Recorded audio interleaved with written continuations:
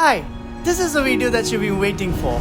My 25,000 kilometers review of the Royal Enfield Himalayan 450. Just about riding it through all the terrains, all the conditions across India. Let's begin.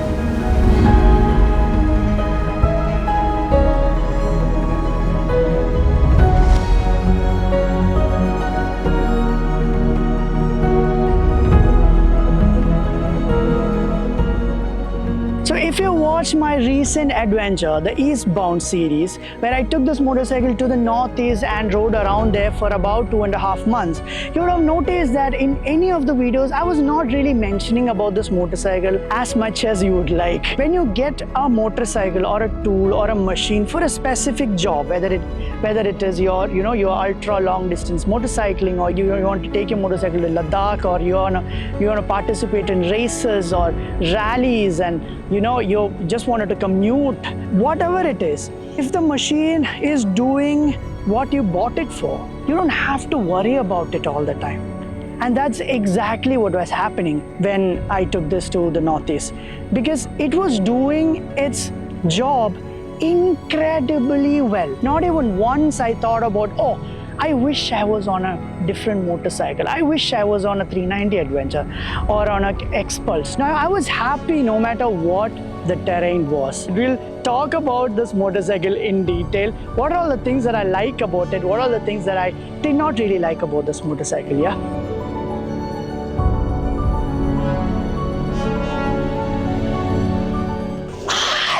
We'll start from the engine, yeah, this guy. I really like the engine on this.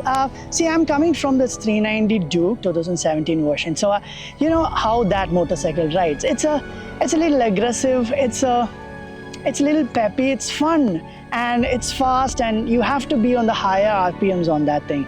This is sort of like that. It has got that character, which is why I like this engine, On the highways, from Kolkata, from Chennai to Kolkata, it's a straight highway, like a 4-lane highway.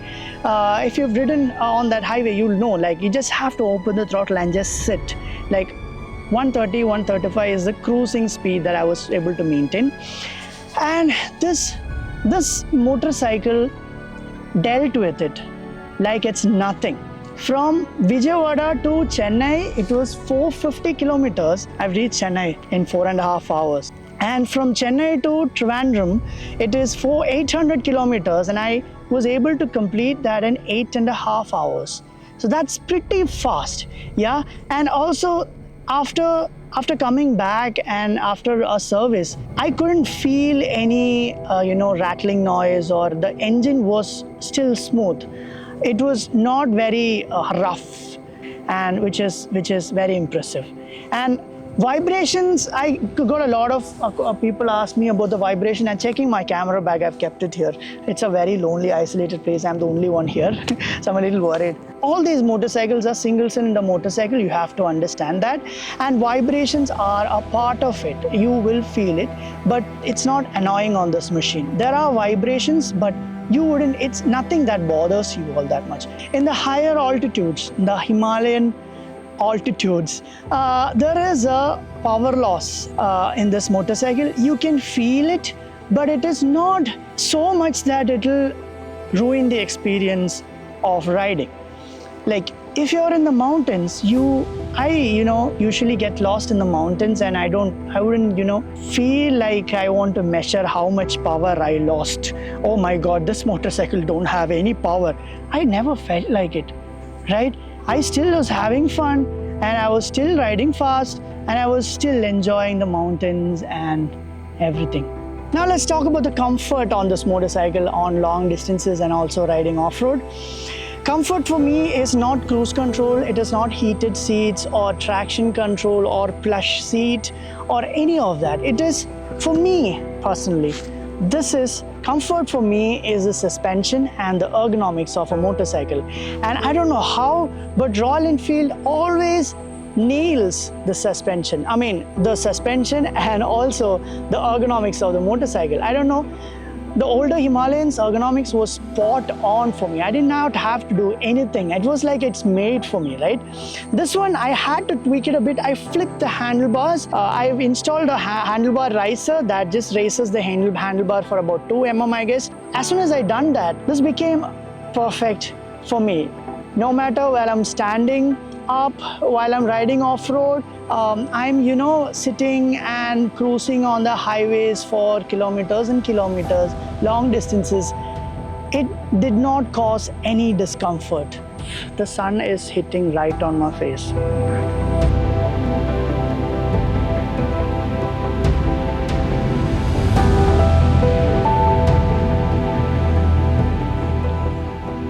Now let's talk about the issues that I faced on the Himalayan.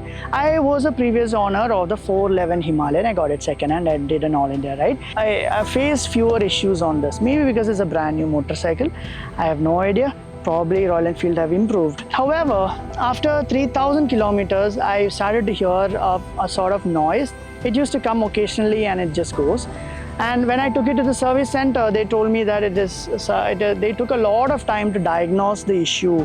Then they figured out that it is an issue with the chain tensioner, but the cam chain tensioner. But turned out it is not the issue, because as soon as they fixed the bike and told me that, here sir, this is your bike, it's all fixed, I cranked the bike and again the noise came. Then I figured out, Googling a lot, that this motorcycle actually comes with the hydraulic chain tensioner. So hydraulic chain tensioners make this sort of noise sometimes, but it does not make a lot of noise now. Very rarely it makes that noise, only when you start the motorcycle. When it starts running, the noise disappears, but only when you first crank the bike. Chain slipped out of the sprocket. It was my fault.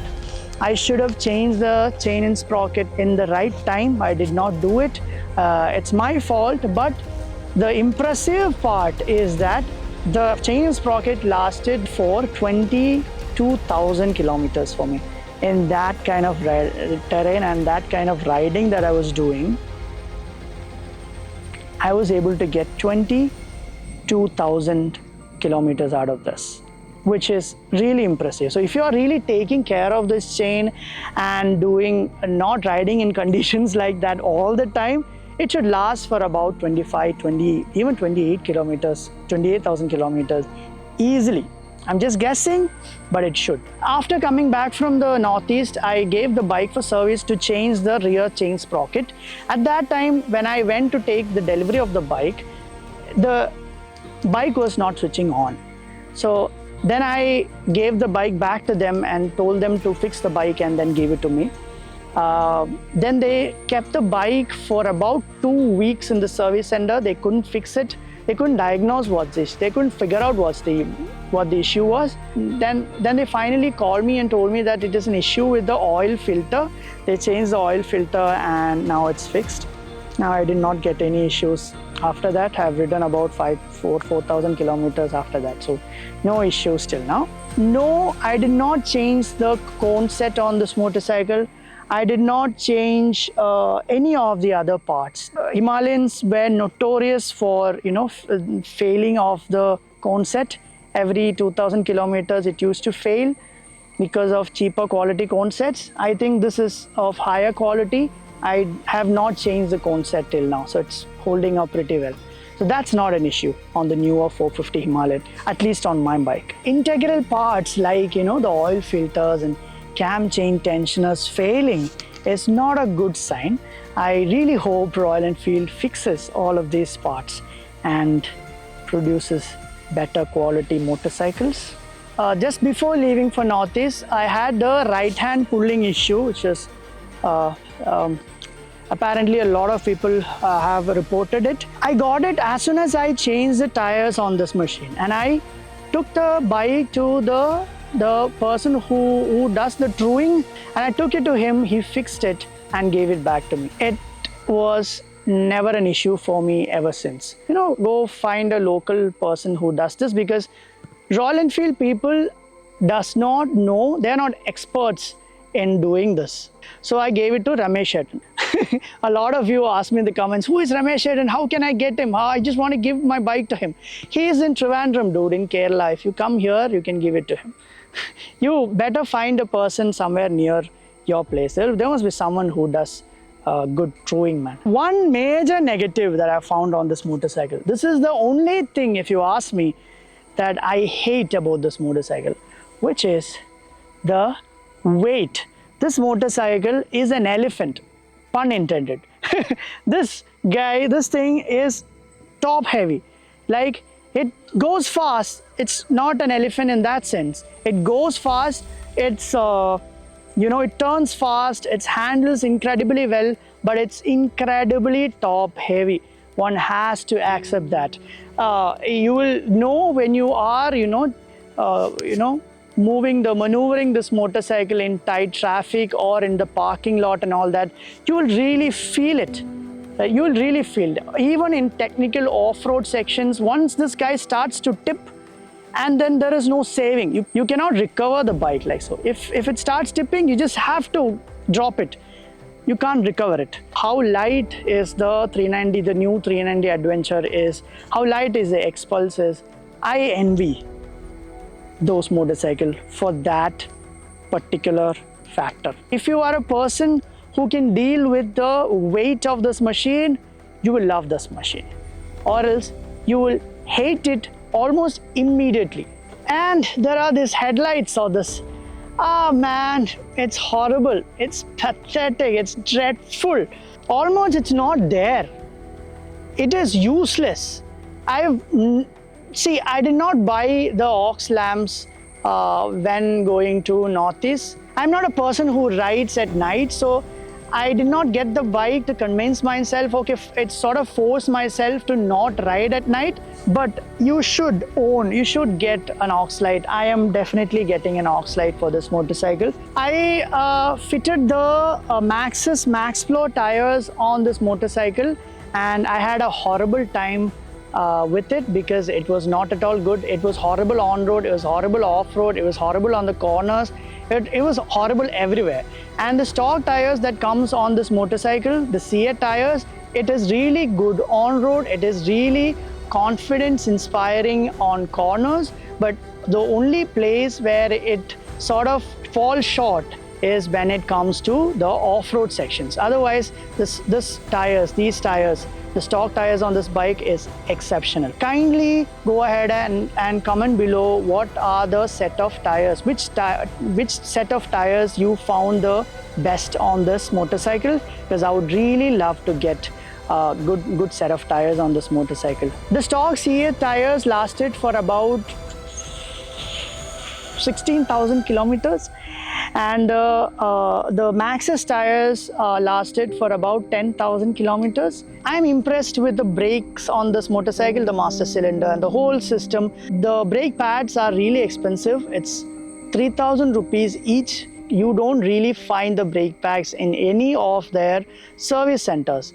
That is the case in general with any of the parts of the Royal Enfield. Like, it's very hard for you to get your hands on the part. I'm talking about the parts that wears off, like the chain, like the tires, like the rims, or the brake pads, things like that, the chain and sprocket, things like that. I gave the motorcycle for service, and from Kolkata, they told me that it's better if you get some spare brake pads for this, because it will be hard for you to get the brake pads of this bike anywhere in the Northeast. This is the case not just in Northeast, anywhere in India. It's very hard to find the parts of this motorcycle. This I found out after coming down to Vijayawada and gave the motorcycle for service.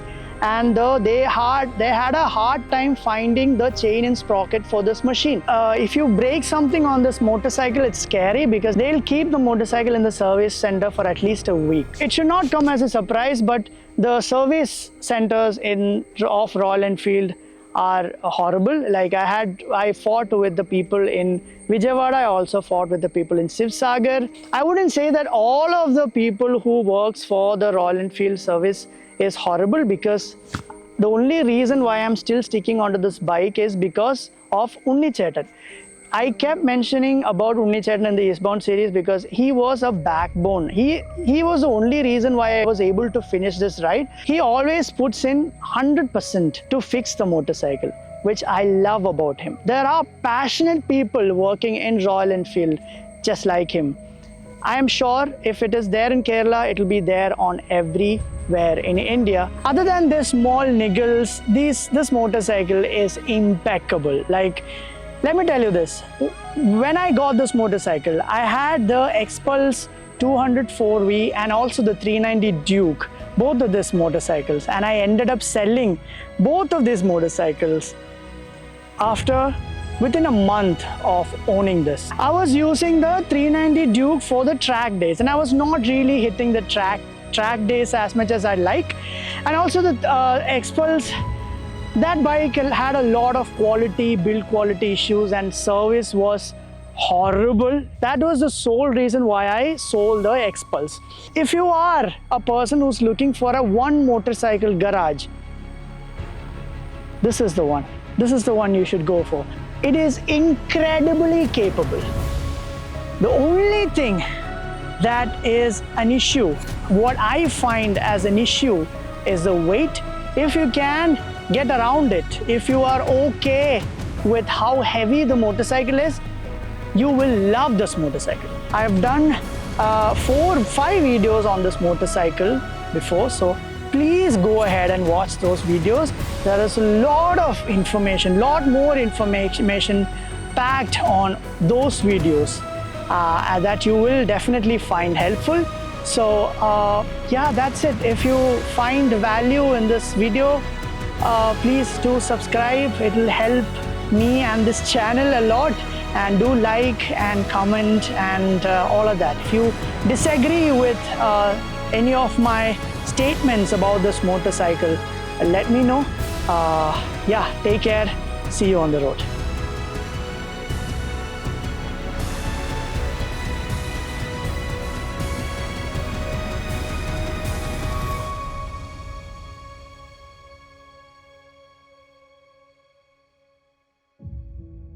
So a few days ago, I've put up a post on the YouTube community tab asking your queries regarding the Royal Enfield Himalayan 450.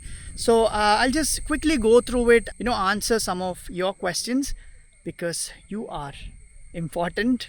The gearing on this Himalayan is what I would say is that there is a lack of low-end torque. On the older Himalayan, the second gear was very tall and there was a lot of torque available on the second gear. On this Himalayan, the third gear is, I guess, is the tallest because it has got a lot of torque available on the third gear. And if you're riding off-road, you can really ride this on the third gear and you can really ride fast on gravel roads. Yes, lack of low-end torque on this machine is still a problem. People are installing what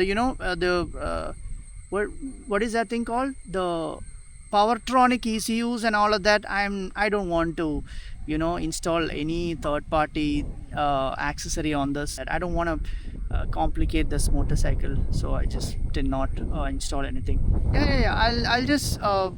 I'll make another video on the soft legate system, the Krieger system that I use on the bike. Yeah, so that is coming soon. Bro, the Himalayan 450 is a beautiful 50-50 bike. You can use it both on and off the road. And I think I have already talked to you about what my feelings about the engine of this motorcycle. I think you will love it. The reliability so far, after riding it for 25,000 kilometers, it is smooth, like I told you.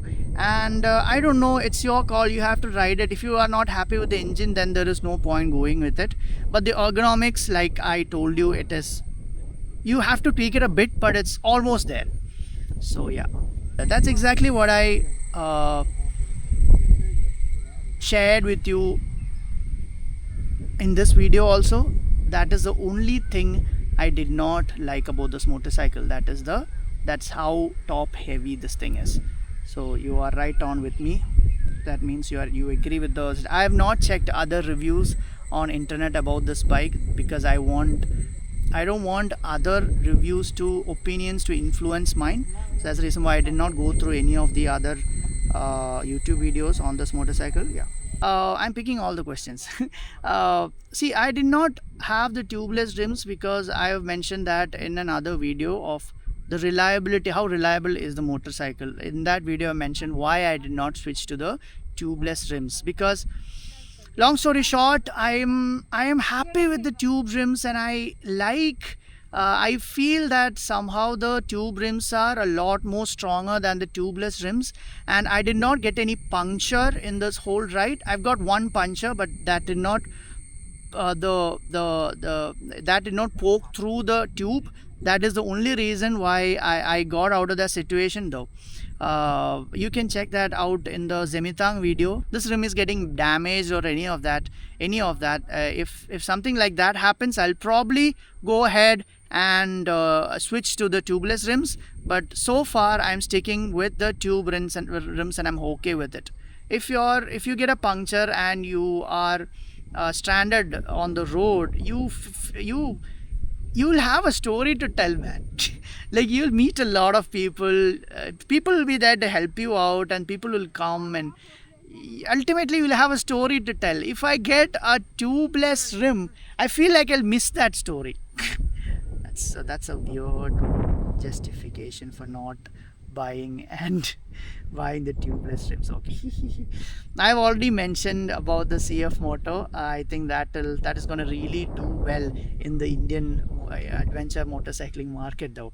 The Scrambler 400H, I am not really impressed with that motorcycle. For some reason, I did not really find it all that impressive. The KTM Adventure, the newer KTM 390 Adventure motorcycle, I find it's very vibey, that motorcycle. It's got a lot of vibes. It is, while engine braking, there are vibrations. While on lower RPMs there are vibrations. On higher RPMs there are vibrations. The tank vibrates, the foot peg vibrates, the handlebar vibrates. Everything vibrates on that motorcycle, and I'm totally not sold on the ergonomics of that motorcycle. I did not really like the ergonomics of that motorcycle, and also the engine of that bike, because see, I am a person, I love the KTM motorcycle. I am a big KTM fan, you can say that. But the 390 Adventure is the only motorcycle that I'm not a big fan of in that lineup of motorcycles. But this motorcycle, the Himalayan 450, is a motorcycle that I love, right? Even though I don't love the brand, the manufacturer. But on the other hand, I love KTM. I'm a huge fan of KTM. I love all of the other motorcycles that they build, and I love what they stand for, what they represent. But I'm not a big fan of the 390 Adventure. So that's that. I hope you understand. Bro, I did not install any third-party accessories on this motorcycle. All of the crash guards and everything are OEM parts, and I did not tweak this motorcycle a lot, and I did not mod this motorcycle a lot, apart from actually riding it hard. I did not feel like it's gonna break down or any of that. It still runs smoothly. I mentioned all of this, and no, the chassis did not break. I think I've already touched upon in the video. I have talked about this in the video, so there's no point just going over it. The spare availability, difficult to get all of the parts, very difficult. And bike service people are not always very friendly and not very knowledgeable. And our RSA support, you can look at the last video of the Eastbound series. You'll know how was the RSA, because in that episode I'm calling the RSA people. Cost of parts already discussed. Average service cost already discussed, 2,500 regular service. The chain and sprocket cost around 4,000, 5,000 rupees around. Disc brakes 3,000 each. Oil, I'm still sticking with the OEM oil by Royal Enfield. The coolant, engine ice, I heard it's good. I haven't changed the engine oil though, so it is still the Royal Enfield recommended one. You can try changing it to engine ice. These points will be helpful. Yeah. How is the motorcycle holding up compared to initial kilometers? NVH, what is NVH? I don't know. Head noise, handling issues, no issues. It's perfect. I've already discussed that. Mac POV. Oh, it's not an all-rounder, man. The suspension on that 390 Adventure, the newer 390 Adventure, it's not really meant for. It is not an adventure bike suspension. The suspension on this is really good. And also the engine, the suspension on the 390 Adventure, the latest 390 Adventure, it's very stiff for my liking, and I did not really like it. And yeah, and also the vibrations and the ergonomics, and I did not feel like that. It's hard for me to consider that as a KTM motorcycle. That's my problem, because that is not KTM is capable of. KTM is capable of doing much better. I think it's because I love KTM so much that I'm always disappointed with the 390 Adventure, and their tradition and the heritage that they have in making off-road motorcycles. They can do much better. Oh, I was using just normal petrol, not even the high octane, the premium petrol. I was using normal petrol and it was fine. Sandeep Patwardhan, yeah man, how are you? You are a constant support. Thank you so much for all the comments. Yeah, thank you, man. You will be happy if this is the only motorcycle that you have in your garage. How it's holding up after 25 kilometers, any improvements? Yeah, I've already mentioned that. Thank you for the question, Ram Kumar. The top speed I was able to achieve 155, 156 or something. And what was the max cruising speed? 135. Now it has become really dark. Am I even visible? Yeah. Now it is really dark. I had an amazing time talking to you. Thank you so much for the questions. Yeah, let's go back. It is sunset here. Can you see this? Wow, it is so beautiful. And I'm the only one here. Look at that. Wow. Such a beautiful place this is. Thank you so much, all of you. See you.